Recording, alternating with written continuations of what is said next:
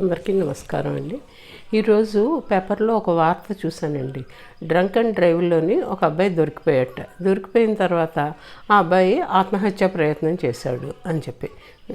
ఎందుకు ఆత్మహత్య ప్రయత్నం చేశాడు అంటే ఫైన్ కట్టవలసి వస్తుంది అని చెప్పి. దీనివలన ఎవరికి లాభం అండి? ఆల్రెడీ పెళ్లి చేసుకున్నాడు, భార్య ఉంది, తల్లిదండ్రులు ఉన్నారు.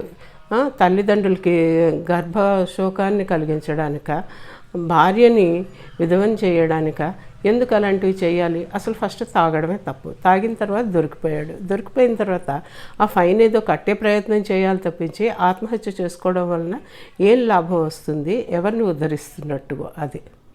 ఇలాంటివన్నీ చూస్తుంటే చాలా బాధ అనిపిస్తుందండి.